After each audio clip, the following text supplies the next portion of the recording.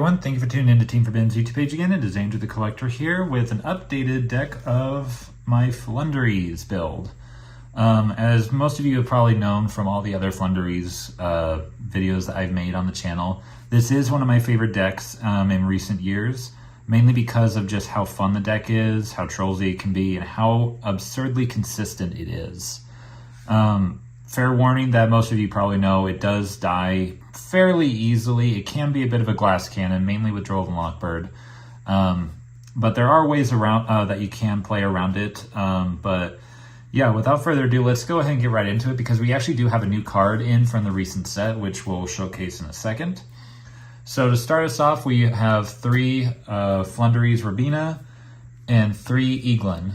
This ratio has never changed, nor will it ever change. For those of you who don't know, the strategy of Floowandereeze is to normal summon into Oblivion. Basically, the effect that they all share is that when you normal summon it, you can search out a type of winged beast monster, and then after that, you can immediately normal summon one of them. So Robina searches unique effect searches out level 4 or lower, and winged beast monster, and Eaglin searches out the level of 7 or higher. So yeah, these are your main key pieces of the deck, and you should definitely not run any less than 3 as long as we have them at 3. Next ones are going to be 2 Toucan and 1 Steer. The other thing that that all the Floowandereeze monsters, at least these ones, share are that if they are removed from the field, they are banished instead. And as a ruling, that does include if your board does get evenly matched. Because it specifically says if this leaves the board by any means, then it is banished. Which means if it gets banished face down by evenly matched or Kashtira effects, they will get banished face up instead. So Steer's effect is that, its unique effect is that when it's normal summoned, you can target a card in either graveyard and banish it, and then normal summon again. And then Toucan's effect is when it's normal summoned, you can target one of your Floowandereeze cards that's banished and add it to your hand and then normal summon afterwards.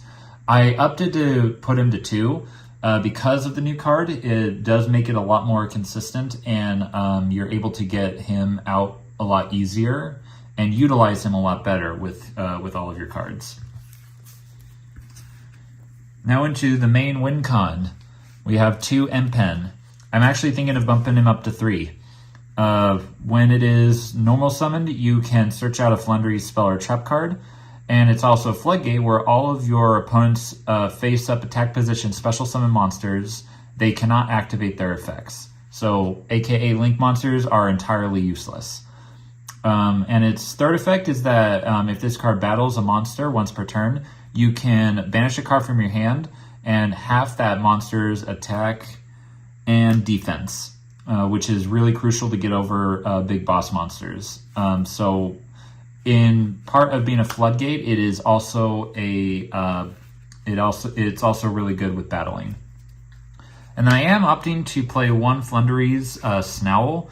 A lot of people aren't playing this one, but I personally think it's really good, especially in this format.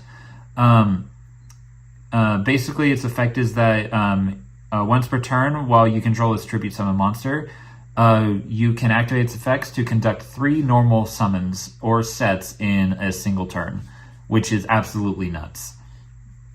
And its second effect is that all Floowandereeze monsters that you control, if they attack a opponent's defense monster, it inflicts piercing damage.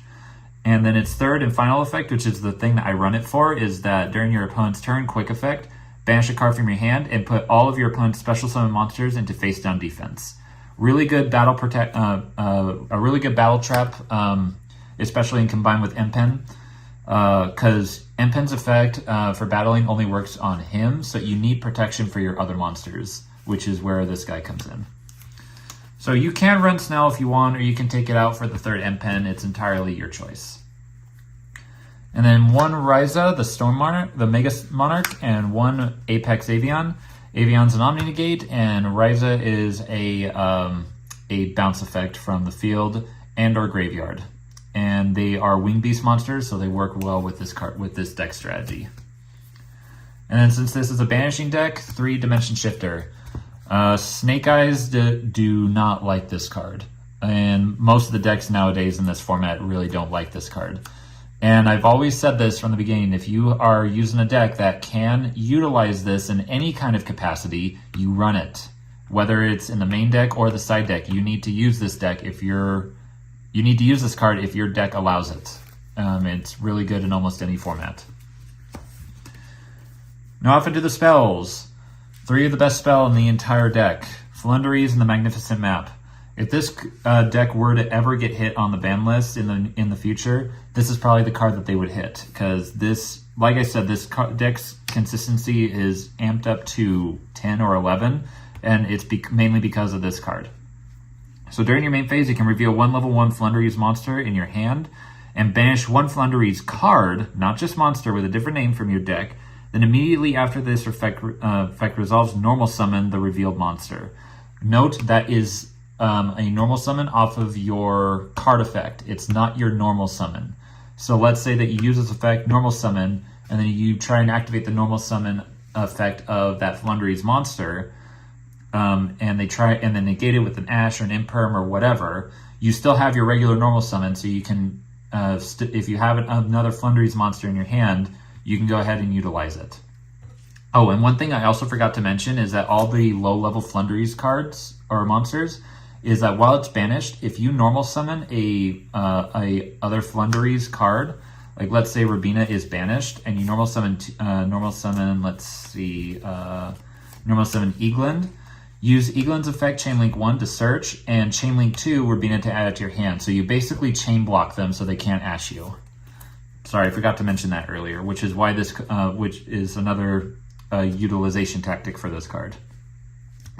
And also with Toucan, if this card's in your hand, you reveal this by map. You can banish a Floowandereeze spell or trap from your deck, normal summon this, and then use this effect to get the card that you just banished. So again, like I said, consistency is up at 11. And its second effect is that if your opponent normal summons a monster, you can immediately normal summon a Floowandereeze monster from your hand. And that doesn't have to be just one of the low level ones. It can be an Empen or your Snowl. Just want to clarify that. So yeah, this card is absolutely nuts. And like I said, if they were to hit a card in this deck, it would probably be this. And since the card is so important, we need ways to get to it, which is Floowandereeze and the Advent of Adventure.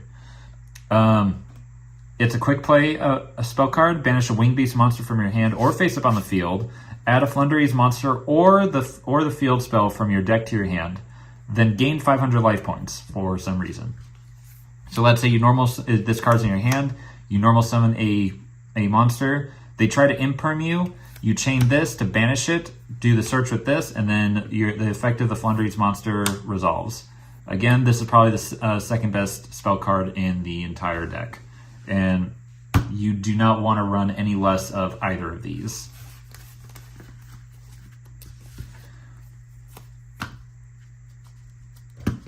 I love this card. I don't care what people say, but this card is absolutely amazing. This is probably one of your best forms of interruption. You can conduct your tribute summons that require 2 tributes by sending 1 monster you control and 1 card your opponent controls to the graveyard instead of tributing. It is still treated as a tribute summon. That is absolutely insane, especially since you're able to do normal summons during your opponent's turn. You can just send away any card that they have on their side of the field that is basically a hindrance to you, whether it be floodgates, if it's face down cards, or if it's monsters in general. Absolutely wonderful. I am only running 1 of it because you don't really want to see it too often in your hand, because while it is a good form of interruption, it doesn't really extend your plays as much as the other cards do. Its second effect is that during the main phase, you can reveal up to 2 Winged Beast monsters in your hand to place them at the bottom of your deck in any order, and then draw cards equal to the number of cards that you sent back. So it does help fix your hand at times if you open up nothing but the high-level Winged Beast monsters. So you can at least try and draw into any of your consistency pieces or any of your lower level Floowandereeze monsters to get your plays going. But the first effect is the thing that makes this card so good, and it's not once per turn. If you're able to normal summon, tribute summon more than once during your opponent's turn or your turn, which is absolutely possible, you can pretty much send away multiple copies of cards per turn. It's completely insane. Now for the new card. Running 3 Swallows Cowrie. Hope I'm saying that right. I'm starting out with 3 just to kind of test it out, but I could bump it down to 2, but we'll just have to see. Its effect is, it's a quick play spell, so its effect is tribute 1 winged beast monster in your hand or face up on the field. Add 1 winged beast monster from your deck to your hand with the same level as the tributed monster. So it's basically a lower version of Advent of Adventure in terms of just dodging imperm or effect veil or any negation effects of target. That's mainly the reason why I'm using it. Just, for extra protection, extra consistency. You could replace this with Book of Moon because Book of Moon can also hurt your opponent too at times. But, excuse me. I'm giving this a test right now. I may change the ratio of taking 1 out, putting out a book or 2, but we'll just have to see. And for the remainder of our spells, 3 Pot of Prosperity because our extra deck doesn't really matter to us, and 3 Pot of Duality because we do not special summon at all in this deck. And again, the consistency in this deck is absolutely nuts. And the rest of the spells, 1 Call by the Grave, because we can only have 1. 1 Terraforming, because we want to get to the map. And 1 Harpy's Feather Duster, because we hate back row decks. Yeah. Off into the traps. We have 1 Floowandereeze in the Dreamy Town. This is basically a trap card. When you activate it, you can normal summon a level 4 or lower wing beast monster from your hand. And you basically use this during your opponent's turn for extra interruptions to get out your monsters, like your Apex Avion, your Ryza, or to send their stuff away with with your continuous spell. And its second effect is that while this card is in your graveyard and you tribute summon a level 7 or higher monster, you banish this from your graveyard and you Book of Moon all of your opponent's monsters. Really good forms of interruption too, especially if you're playing against any decks that utilize the Synchros, Links, or Xyz, so they can't use them as materials. So yeah, only 1.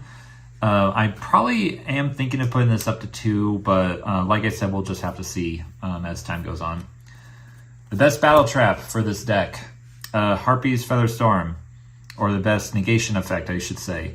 If you control a winged beast monster, which is fairly easy since, M-Pen is a winged beast, Toucan and Eaglin is a winged beast. If you have any one of these on the field and you activate this, your opponent's monster effects are all negated during that turn, no matter where they are. For the rest of the turn, it basically stops your opponent's plays.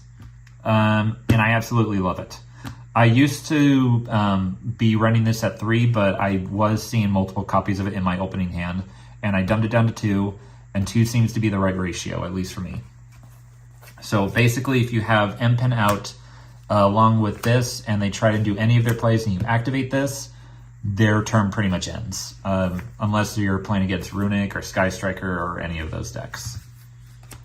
And then 1 Evenly Matched, because it's evenly matched. This deck does sometimes have a hard time going second, so I put in 1 Evenly Matched. I might take something out and put in a second copy, depending on how things go, but I feel Evenly Matched is a good one-off right now for the main deck. Now into the extra deck. You can basically play the extra deck any way that you want, but I'm having mostly cherry targets in here, like Striker Dragon, Lightheart, Kagari for Sky Strikers, Purelees, Sword Souls, Exosisters, Fire Kings, this for any of the ritual decks for the Voiceless Voice, Branded and Kashtira. You can basically put anything that you want here. People are also doing the Lyrilisk Zeus combo. I never really found any ample time to do that because one caveat with the Floowandereeze effects is that when you activate their effects, you can't special summon.